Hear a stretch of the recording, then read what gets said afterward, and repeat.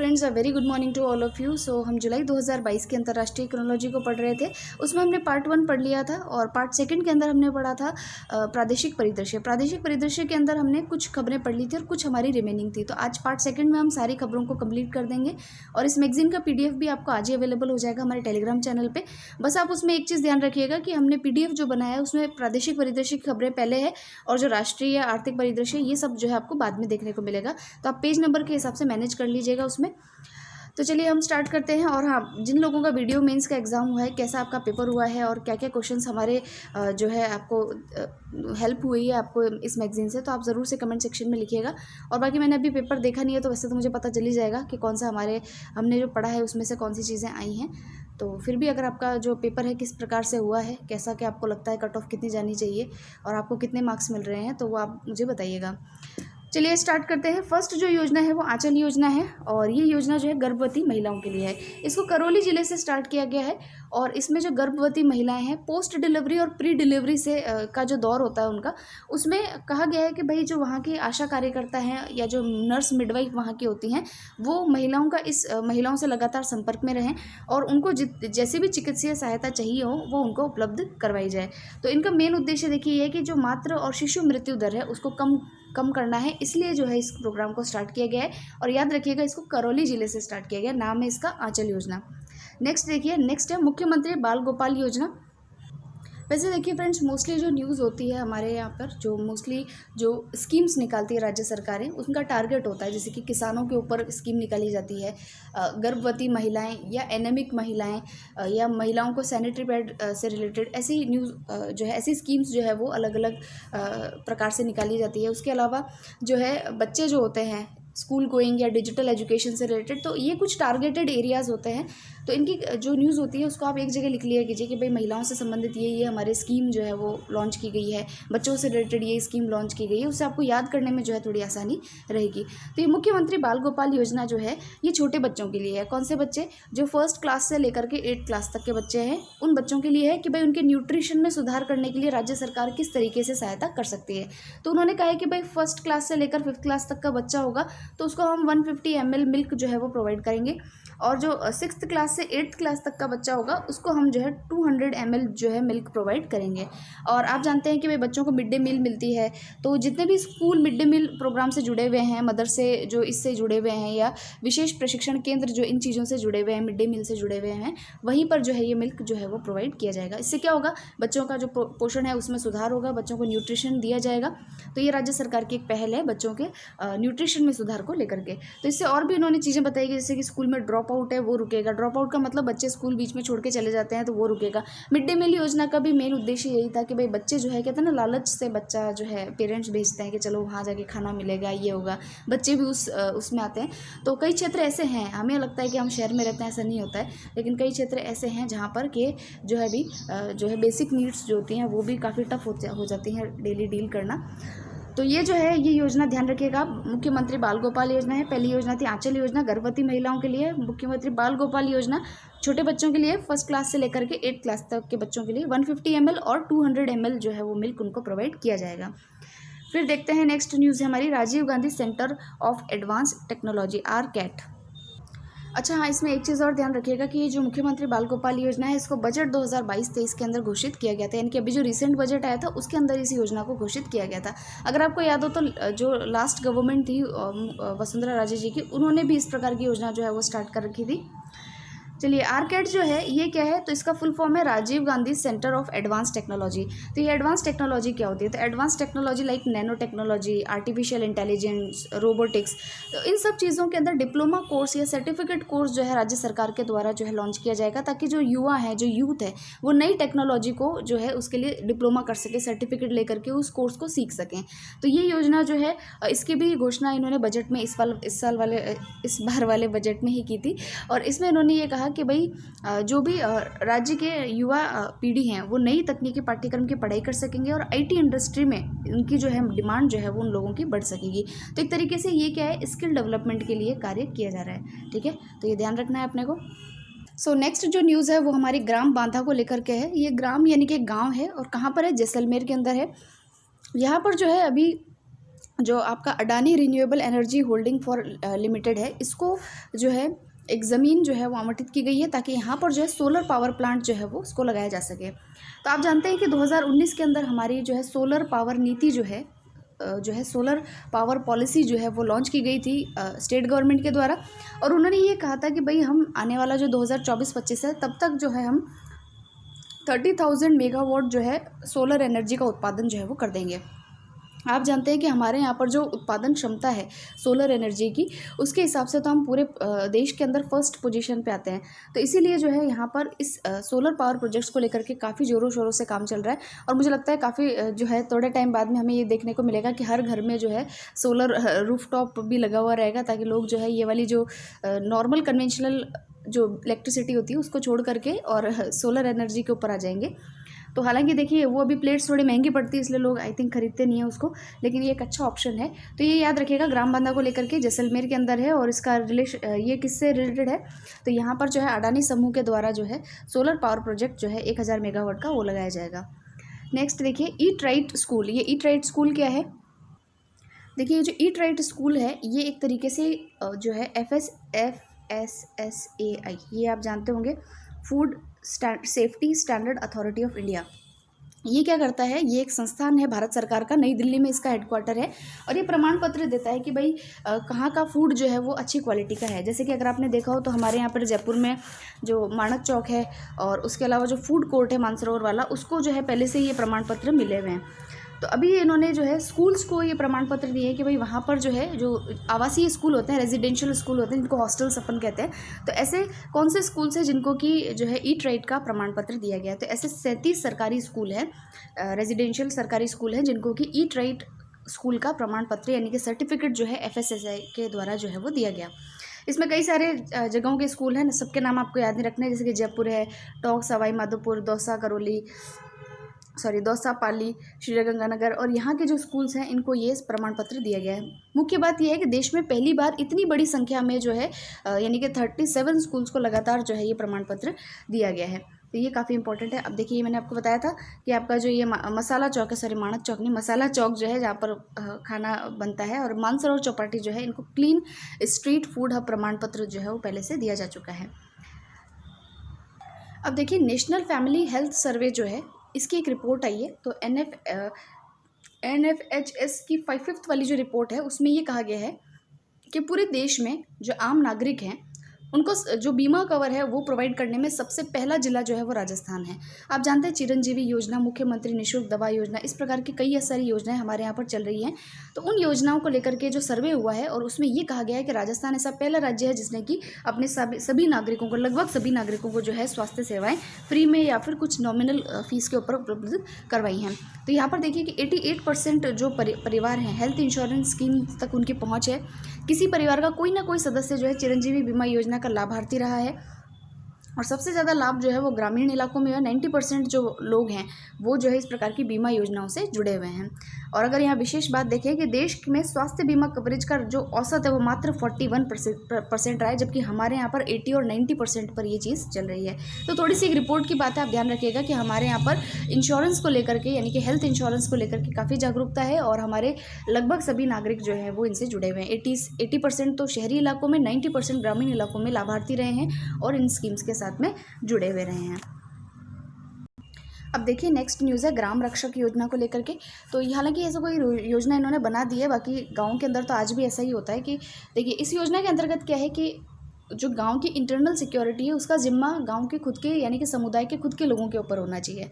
तो इसीलिए उन्होंने ये योजना चलाई है जिससे कि लोग जो है वो पुलिस कर्मी जो है उनके साथ में उनका संवाद अच्छे से हो सके, ताकि जो इंटरनल जो सिक्योरिटी है विलेज की उसको सिक्योर किया जा सके। ठीक है, तो ये जो है अपने ग्राम की सुरक्षा अपने हाथ, ये एक ध्येय वाक्य है इसका, अपने ग्राम की सुरक्षा अपने हाथ, ये इसका ध्येय वाक्य है। और राजस्थान सरकार ने सभी राजस्व आबाद ग्रामों में सामुदायिक पुलिस व्यवस्था को मजबूत बनाने के लिए इस योजना को संचालित किया है। नेक्स्ट देखते हैं महाराणा प्रताप पैनोरमा।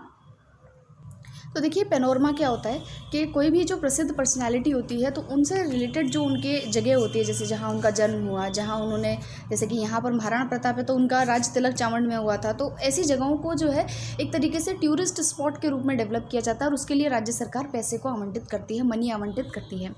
तो यहाँ पर देखिए आपके 5 करोड़ की लागत से महाराणा प्रताप पैनोरमा जो है वो बनाया जाएगा। इस साल जो महाराणा प्रताप जयंती आई है उस मई के अंदर, तो उस अवसर पर जो है इसको डिक्लेयर किया गया है। और इसमें ये कहा गया है कि उदयपुर के गोगुंदा में स्थित महाराणा प्रताप से संबंधित जो प्रमुख ऐतिहासिक स्थल है मायरा की गुफा, उसके लिए जो है 5.5 करोड़ जो है उसको प्रशासनिक और वित्तीय स्वीकृति जो है वो प्रदान की गई है। तो ये ध्यान रखिएगा थोड़ा सा कि इस बार जो है ये मायरा की गुफा किससे संबंधित है, महाराणा प्रताप से संबंधित है। और ये कहाँ पर स्थित है, तो उदयपुर के गोगुंदा में स्थित है। ठीक है, और इसके लिए जो है जो बजट आवंटित किया गया है ताकि इसको जो है एक तरीके से टूरिस्ट स्पॉट के रूप में डेवलप किया जा सके, महाराणा प्रताप पैनोरमा।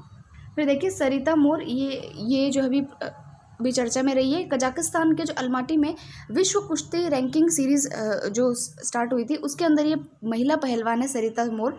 इन्होंने जो है स्वर्ण पदक हासिल किया है। कितने कैटेगरी में खेलती हैं ये, तो 59 किलोग्राम कैटेगरी में ये खेलती हैं और इन्होंने ये अवार्ड जीता है हमारे लिए।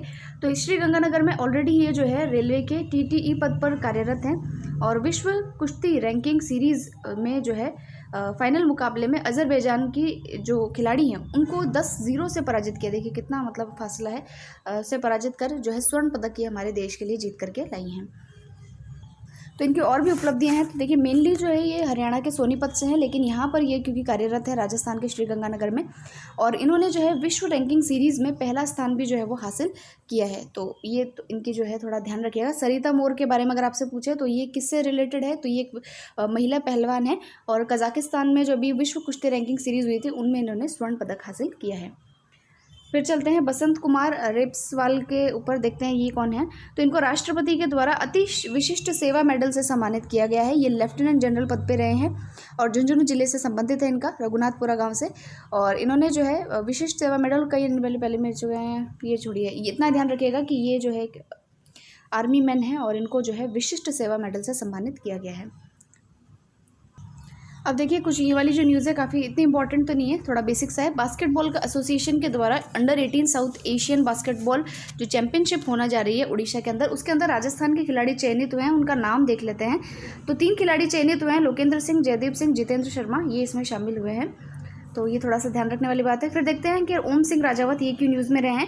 तो राजस्थान पर्यावरण एवं ऊर्जा संरक्षण केंद्र के द्वारा पर्यावरण चेतना को लेकर के आयोजित कार्यक्रम में, तो पर्यावरण के क्षेत्र में जो उत्कृष्ट पुरस्कार है अमृता देवी बिश्नोई पुरस्कार, इनसे जो है ओम सिंह राजावत को सम्मानित किया गया है। तो अमृता देवी बिश्नोई जी के बारे में सब जानते हैं, आपको भी पता होना चाहिए कि जो खेजड़ली वृक्ष मेला है वो भी जो है इनका जो बलिदान है उसको लेकर के ही जो है उसको चलाया जाता है। और उनके बलिदान दिवस पर ही जो है, क्योंकि उन्होंने पेड़ों को लेकर के जो है पर्यावरण संरक्षण का संदेश दिया था, पेड़ों के लिए अपनी जान तक दे दी थी, तो इसीलिए ये पुरस्कार जो है उनके सम्मान में आयोजित किए जाते हैं। तो अमृता देवी बिश्नोई पुरस्कार जो है इस बार किसको मिला है, तो ओम सिंह राजावत को मिला है। और तो ये इनको ये पुरस्कार पहले मिल चुका था, लेकिन अभी इनको जो पुरस्कार मिला है वो पर्यावरण संरक्षण को ही लेकर के जो है राजस्थान गौरव पुरस्कार जो है वो दिया गया है।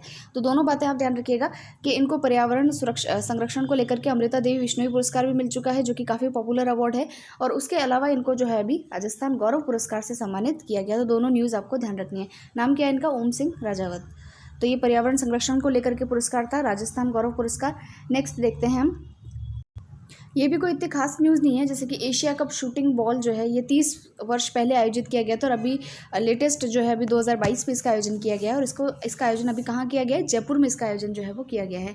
नेक्स्ट पे चलते हैं, मिशन बुनियाद। मिशन बुनियाद क्या है, तो मिशन बुनियाद जो है आपके डिजिटल शिक्षा से रिलेटेड है, और मैंने आपको बताया था कि बच्चों से रिलेटेड काफ़ी स्कीम्स जो है राज्य सरकार के द्वारा निकाली जाती है। इसमें क्या होगा कि पूरे 33 जिलों के अंदर जो है इस स्कीम को अब लॉन्च कर दिया गया है। इसमें जो है पहले तो जो पहले जो है सिर्फ 6 जिलों में ही चलता था, जैसे कि भीलवाड़ा, धौलपुर, सीकर, करौली, सिरोही और उदयपुर। अब ये पूरे 33 जिलों में लागू कर दी गई है स्कीम। नाम क्या है इसका, मिशन बुनियाद। इसके तहत क्या होगा कि जो बच्चे होते हैं 8वीं से लेकर के 12वीं तक के, पहले से लेकर के 7वीं तक के तो बड़े छोटे होते हैं बच्चे, इसलिए 8 से लेकर के 12 तक के जो बच्चे होते हैं उनमें भी जो गर्ल्स होती हैं उनको जो है टैबलेट दिए जाएंगे, ताकि वो जो है अच्छी या बेहतर शिक्षा जो है वो ग्रहण कर सकें, नई टेक्नोलॉजी के साथ बच्चे जुड़ सकें। तो मिशन बुनियाद आप ध्यान रखिएगा। नेक्स्ट देखिए, ये भी काफ़ी इंपॉर्टेंट न्यूज़ है, इंदिरा प्रियदर्शनी पुरस्कार योजना। ये भी हम कई बार वैसे पढ़ चुके हैं, लेकिन अभी हम इसको दोबारा देख लेते हैं। तो इसमें देखिए कि जो माध्यमिक और प्रारंभिक शिक्षा विभाग के तहत जो बच्चे होते हैं 8वीं 10वीं और 12वीं के, 8वीं में बोर्ड होता है, 10वीं में होता है और 12वीं में होता है, तो इनके जो बच्चे होते हैं उनको जो है इसमें पुरस्कार दिया जाता है। पहला स्थान प्राप्त करने पर जो है वो उनको अवार्ड दिया जाता है। तो देखिए इसके अंदर इस बार 2 शैक्षणिक स्तरों जो हुए हैं, 2 सेशंस जो हैं 2019-20 और 20-21 वाला, तो उसके अंदर जो है ये पुरस्कार अभी दिए गए हैं क्योंकि वो कोरोना वाला टाइम था। तो देखिए इसके अंदर क्या किया गया है कि कक्षा 10 की जो 544 जो छात्राएं हैं, ये आंकड़ा आपको याद नहीं रखना, बस बताया गया है, इनको 75,000 की प्रोत्साहन राशि दी गई है। कक्षा 12 के करीबन 1400 लड़कियों को जो है 1-1 लाख रुपए की प्रोत्साहन राशि दी गई है और पात्र 1390 बालिकाओं को जो है स्कूटियां भी जो है वो प्रदान की गई है। तो कोरोना महामारी के दौरान 8th वाला जो एग्जाम है वो कंडक्ट नहीं हुआ था, तो इसलिए इस बार इसको पुरस्कार नहीं गया है। अब देखिए ये आप याद मत रखिए कि किसको दिया है किसको नहीं दिया, आप ये पता रखिएगा कि 8th 10th और 12th के बच्चों को ये पुरस्कार दिया जाता है। इसमें जो है 75,000 से लेकर के 1 लाख तक की राशि जो है वो वितरित की जाती है। अब देखिए इसमें है माध्यमिक एवं प्रारंभिक शिक्षा विभाग के तहत जो अध्ययनरत कक्षा 8, 10 और 12 की छात्राओं को, किसको, सिर्फ छात्राओं को, कि इंदिरा प्रियदर्शनी नाम है ना योजना का, राजस्थान माध्यमिक शिक्षा बोर्ड की परीक्षाओं में प्रत्येक जिले में 8 वर्गों यानी कि सामान्य, अनुसूचित जाति, जनजाति, बीपीएल और ये जितनी भी कैटेगरीज होती हैं, इन कैटेगरीज में पहला स्थान प्राप्त करने पर ही ये पुरस्कार जो है वो दिया जाता है। संस्कृत विभाग की कक्षा 8 प्रवेशिका और वरिष्ठ उपाध्याय के बोर्ड में भी राज्य स्तर पर प्रथम स्थान प्राप्त करने वाली बालिकाओं को भी पुरस्कार दिया जाता है। तो ये एक अलग से कैटेगरी है, इसमें भी ये पुरस्कार दिया जाता है।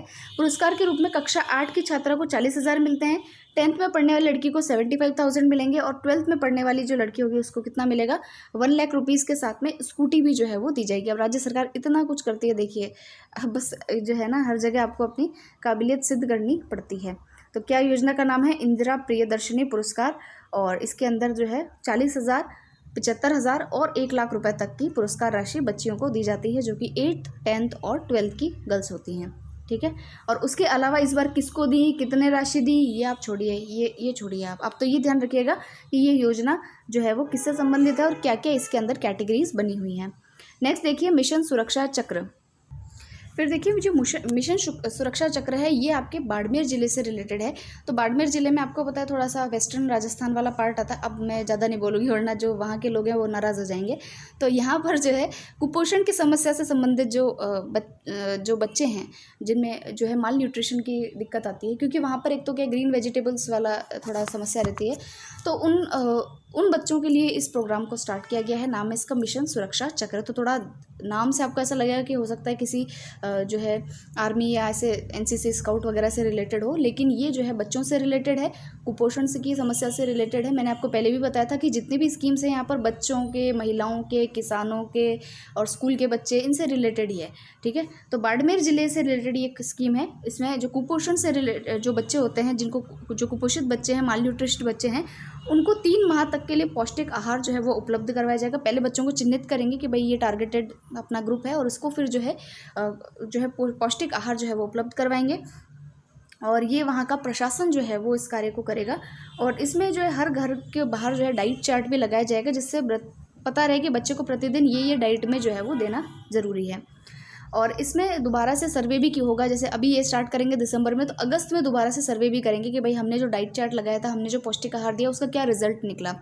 और न्यूट्री गार्डन भी स्थापित करेंगे। न्यूट्री गार्डन का मतलब कि भाई जो घर हैं, घरों के अंदर जाकर के ग्रीन वेजिटेबल्स जो हैं वो उनको उगाने के लिए प्रेरित किया जाएगा, ताकि जो है जैसे यहाँ पर लिखा है कि 542 घरों के अंदर जो है न्यूट्री गार्डन्स बनाए जाएंगे। उन घरों को चिन्हित किया है ताकि जो कमज़ोर आर्थिक स्थिति वाले हैं और जिनको सरकारी योजनाओं का लाभ नहीं मिल पाता है, तो उनको भी ये लाभ जो है वो मिल पाए। ठीक है, नेक्स्ट योजना देखिए खेत तलई योजना। तो ये किसानों से संबंधित है। इसमें क्या होगा कि उन्नत खेती करने के लिए, किसानों के कल्याण के लिए खेत तलई योजना को स्टार्ट किया गया है। इसमें जो वर्षा का जल है उसको एकत्रित करके और सिंचाई के काम लेने के लिए तलई जो है उसको बनाया जाएगा।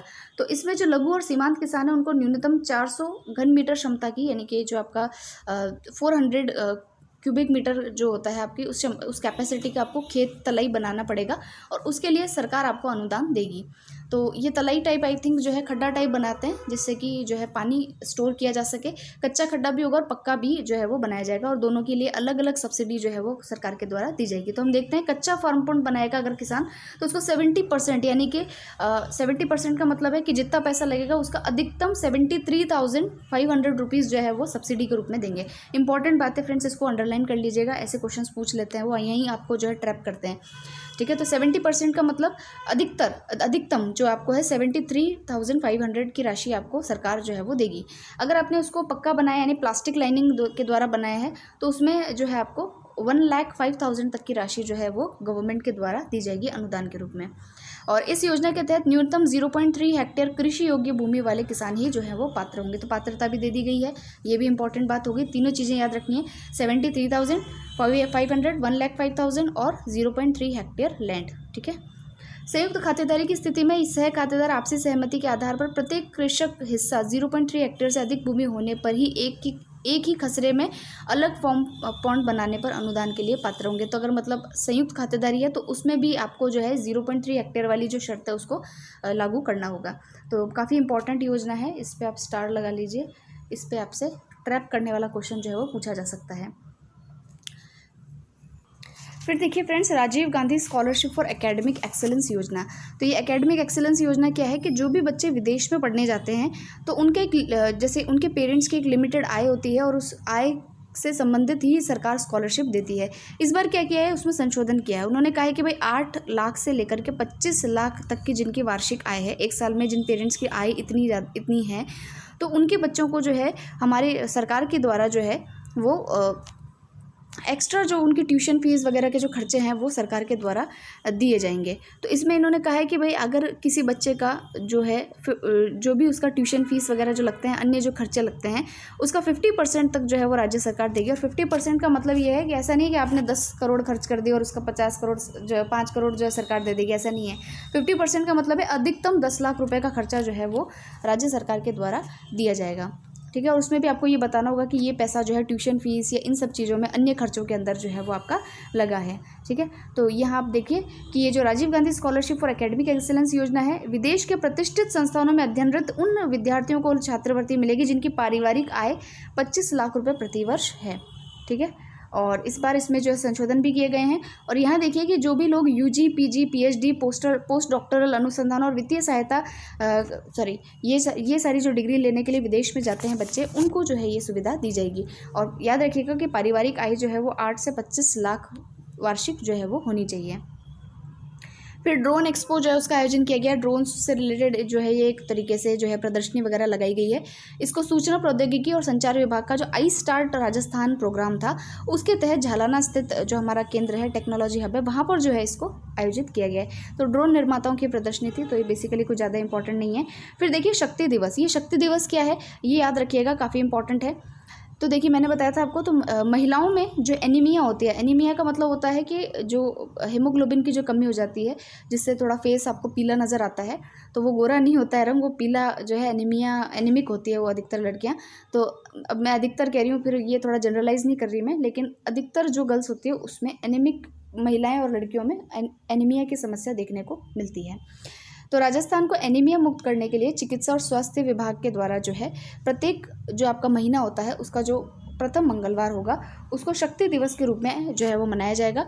और उसके अंदर जो आंगनवाड़ी केंद्र है, राजकीय विद्यालय हैं, हेल्थ वेलनेस सेंटर है, उप जिला वगैरह जो हैं, जिला अस्पताल है, वहाँ पर जो इस प्रोग्राम को आयोजित किया जाएगा ताकि लोगों में जो है किशोरियों में, लड़कियों में जो है इस चीज़ के तहत अवेयरनेस लाई जा सके। और जो है इससे अवेयरनेस लाने के लिए जो विभिन्न गतिविधियां हैं उसको भी जो है आयोजित किया जा सके। तो ये ध्यान रखिएगा कि एनीमिया से राजस्थान की महिलाओं या लड़कियों को मुक्त कराने के लिए शक्ति दिवस का आयोजन किया जाएगा। प्रत्येक महीने का जो पहला मंगलवार है, ट्यूसडे है, इसको आयोजित जो है वो किया जाएगा। एक तरीके से जागरूकता प्रोग्राम ये होगा। फिर देखिए कि जो हमारा शिक्षा मंत्रालय है उसके द्वारा परफॉर्मेंस ग्रेडिंग इंडेक्स जो है वो जारी किया जाता है। परफॉर्मेंस ग्रेडिंग इंडेक्स, ये जो इंडेक्स होता है ये स्कूली जो बच्चे हैं, जो राज्यों के अंदर जो स्कूली बच्चे हैं उनकी जो परफॉर्मेंस होती है उससे रिलेटेड ये इंडेक्स निकाला जाता है। उसमें 3 लेवल होते हैं, लेवल 1, 2 और 3। तो बस फर्स्ट लेवल के अंदर तो है जो मतलब एक बहुत ही शानदार स्कूल चल रहे हैं, उत्कृष्ट वहाँ पर जो एजुकेशन दी जा रही है, लेकिन राजस्थान जो है इसमें इसको लेवल 3 के अंदर इस बार रखा गया है। और एक चीज़ और कि जो फर्स्ट लेवल है उसमें अभी तक कोई भी राज्य जो है वो इंक्लूड नहीं हो पाया है, कोई भी राज्य जो है इसके अंदर स्थान नहीं बना पाया है। और पंजाब सहित 5 राज्य ही ऐसे हैं जो कि लेवल 2 तक पहुँचे हैं, तो बाकी सब कहाँ हैं, तो लेवल 3 के अंदर जो है सभी लोग हैं। तो राजस्थान, हरियाणा सहित जो 7 राज्य हैं उनको लेवल 3 की कैटेगरी में शामिल किया गया है, जिनको कि 851 से 900 अंक जो है वो हासिल जो है वो हुए हैं। तो ये क्या है, परफॉर्मेंस से रिलेटेड है और उसमें राजस्थान कौन से लेवल पे है, तो लेवल 3 पर है। अब देखिए खिलाड़ी के बारे में है जिनका नाम है श्याम सुंदर स्वामी।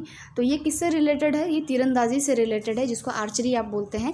तो अभी इनका जो सिलेक्शन है वो चेक रिपब्लिक, यूरोप के अंदर एक देश है चेक रिपब्लिक, वहाँ पर जो है पैरा वर्ल्ड रैंकिंग तीरंदाजी प्रतियोगिता आयोजित होने वाली है। तो वहाँ पर जो है इनका चयन हुआ है, वहाँ पर ये पदक के लिए जो है वहाँ पर खेलेंगे। और ये कहाँ से संबंधित है, बीकानेर से ये संबंधित है। फिर देखते हैं उजाले की ओर, ये क्या है, तो ये एक पुस्तक है जो कोविड-19 के विशेष संदर्भ में जनसंचार केंद्र के चयनित विद्यार्थियों की बाल अधिकार और बालिका सशक्तिकरण पर लिखी गई कथाओं का एक संकलन है। तो एक तरीके से जो है बच्चों के जो अधिकार हैं, जो उनकी चीज़ें हैं, उनसे रिलेटेड ये पुस्तक है। कोविड-19 के दौरान जो बच्चों को चीज़ें चाहिए होती है, जो उनके अधिकार हैं, जो उनका पालन नहीं हो पाया है, उनसे रिलेटेड ये एक पुस्तक लिखी गई है जिसका नाम है उजाले की ओर। इसमें कथाओं का विस्तृत विश्लेषण प्रसिद्ध मीडिया विशेषज्ञ अपर्णा वेश के द्वारा किया गया है। तो ये थोड़ा सा हमें ध्यान रखना है। और इसका जो विमोचन है BD कल्ला, जो यूनिसेफ राजस्थान के प्रमुख इसाबेल बर्डन द्वारा किया गया था। बस इतना ही ध्यान रखिएगा, ज़्यादा नहीं। फिर देखते हैं गांधी सागर अभ्यारण्य। तो देखिए जो गांधी सागर अभ्यारण्य है, यहाँ पर भी अफ्रीका से जो है चीते जो है वो लाए जाएंगे। आपको इसमें अगर आपने जो नेशनल न्यूज़ अगर आपने ध्यान से देखी हो तो उसमें ये कहा गया था कि जो मध्य प्रदेश का जो कूनो नेशनल पार्क है, कौन सा, कूनो नेशनल पार्क, नाम याद रखिएगा, हो सकता है पूछ ले। तो कूनो नेशनल पार्क में अफ्रीका से जो है वो चीते उसमें मंगाए जाएंगे, क्योंकि चीते जो है वो काफ़ी लुप्त हो रहे हैं। तो चीते जो है अफ्रीका से कूनो नेशनल पार्क मध्य प्रदेश में लाए जाएंगे। उसके साथ ही एक चीज़ और वहाँ पर कही गई है कि जो हमारा यहाँ का गांधी सागर वन्य जीव अभ्यारण्य है राजस्थान का, वहाँ पर भी जो है अफ्रीकन चीते जो है उसको लाया जाएगा। तो ये ट्रांसलोकेशन कहलाता है, ट्रांसलोकेट किया जाएगा अफ्रीका से गांधी सागर अभ्यारण्य में और आपके कूनो नेशनल पार्क में। तो ये थोड़ा ध्यान रखना है आपको। और यहाँ देखिए कि उल्लेखनीय है कि भारत सरकार ने 1952 में ही चीते को विलुप्त जीव जो है वो घोषित कर दिया था, एक्सटिंक्ट हो चुका है, ख़त्म हो चुका है एक तरीके से।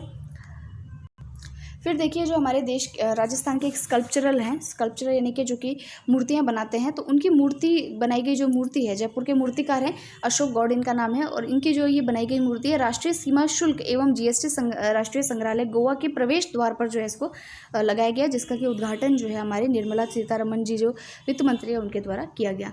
फिर देखिए मनन किरमानी, ये कौन है, तो ये जो है तो ये भी राजस्थान के खिलाड़ी है। और अभी जो है महाराष्ट्र के पुणे के अंदर जो है भारतीय कराटे चैंपियनशिप आयोजित की गई थी, वहाँ उन्होंने सिल्वर मेडल हासिल किया है अंडर 21 कैटेगरी में। तो ये कराटे से रिलेटेड खिलाड़ी हैं। फिर देखिए राउंड अप न्यूज़ में हम देख लेते हैं सेकंड न्यूज़। देखिए जयपुर के जो आशीष बोहरा है, इनका जो स्टार्टअप है जयपुर सोशल, इनको GCEC की ओर से बेस्ट एंटरप्रेन्योरशिप का अवार्ड जो है वो दिया गया है। फिर देखिए कि दोहा कतर में जो अंडर 16 एशियन बास्केटबॉल चैंपियनशिप थी, उसमें भारतीय टीम में राजस्थान के लोकेंद्र सिंह, जयदेव सिंह राठौड़ और मोहम्मद ईशान को जो है वो शामिल किया गया। ये हमने अभी जो पीछे है वो पढ़ भी लिया था बास्केटबॉल के से रिलेटेड। फिर देखिए पहली जो है सीनियर नेशनल सितौलिया चैंपियनशिप का आयोजन जो है वो जयपुर में किया जा रहा है। सितौलिया फेवरेट गेम है मेरा, आपने खेला होगा। तो इसके लिए पहली बार जो है नेशनल चैंपियनशिप भी आयोजित की जा रही है जयपुर में। फिर देखिए अंतर्राष्ट्रीय पर्यावरण दिवस पर global manufacturing and traders foundation की ओर से ग्लोबल बिजनेस अवार्ड से नवाजा गया है कि हमारे जयपुर के जो समाज सेवी संदीप चौधरी उनको, और ये उद्योगपति भी हैं। फिर देखिए यहाँ पर मुख्यमंत्री दुग्ध उत्पादक संबल योजना के तहत जो अनुदान राशि यानी सब्सिडी दी जाती थी उसको 2 रुपये प्रति लीटर से बढ़ा करके कितना कर दिया गया है, 5 रुपये प्रति लीटर कर दिया गया है। स्टार लगा लीजिएगा, इंपॉर्टेंट बात है। अब देखिए फ्रेंड्स ये वन लाइनर न्यूज़ है, आपको सिर्फ जो है इसमें मेन फैक्ट दिया हुआ है और वही आपको याद रखना है, ठीक है। फिर देखिए यहाँ पर जो है राजस्थान में जो स्काउट एंड गाइड के जो चीफ कमिश्नर है निरंजन आर्य, उनको अंतर्राष्ट्रीय कमिश्नर स्काउट के पद पर जो है वो मनोनीत किया गया है। युवा कबड्डी सीरीज़ ये इम्पोर्टेंट नहीं है। हाँ, अंतर्राष्ट्रीय वेडिंग प्लानिंग कंपनी जो है उसमें यूनिक वेडिंग डेस्टिनेशन के लिए 11 देशों की सूची बनाई गई थी। उसमें भारत का एकमात्र शहर जो है वो शामिल हुआ है, जिसका नाम है उदयपुर। उदयपुर में तो आपको पता ही है कि जो डेस्टिनेशन वेडिंग है वो बहुत ज़्यादा होती है, तो उसको उसमें शामिल किया गया है। और इसके अलावा जल जीवन मिशन में जो है जल जीवन मिशन के तहत संख्या के आधार पर स्वास्थ्य केंद्रों को जल कनेक्शन से जोड़ने में राजस्थान जो है वो हमारा फर्स्ट स्थान पर आया है। और ई श्रम पोर्टल जो है उसमें रजिस्टर्ड श्रमिक की दुर्घटना में मृत्यु पर 5 लाख का बीमा कवर जो है वो अब दिया जाएगा। ये भी काफ़ी इंपॉर्टेंट है। रजिस्टर्ड अगर कोई व्यक्ति होगा, कोई मजदूर होगा जो लेबर उसमें रजिस्टर्ड है, अगर उसकी दुर्घटना में मृत्यु होती है तो उसको बीमा कवर कितना है, 5 लाख तक का बीमा कवर दिया जाएगा। लेकिन शर्त क्या है कि वो यहाँ पर ई श्रम पोर्टल पर रजिस्टर्ड होना चाहिए। तो फ्रेंड्स, ये थी हमारी इसमें राज्य की खबरें। और इसके अलावा जो खबरें हैं वो इतनी महत्वपूर्ण है नहीं, क्योंकि ये जो है इससे रिलेटेड है, किससे, तो ये जो न्यूज़ है वो आपकी उत्तर प्रदेश से रिलेटेड है। इतनी कुछ खास खबर इसमें है नहीं। तो अब जो है हम नेक्स्ट वाला जो वीडियो आएगा उसमें हम पढ़ेंगे राष्ट्रीय परिदृश्य को, और जो हमारा आर्थिक और जो स्पोर्ट्स वाली न्यूज़ रह गई थी उसको। तो हमारा जो प्रादेशिक परिदृश्य है वो आज यहाँ पर कंप्लीट होता है। नेक्स्ट वीडियो में मिलेंगे और हम जो है पूरी मैगजीन को आगे कवर करेंगे। सो मिलते हैं नेक्स्ट वीडियो में। Thank you very much.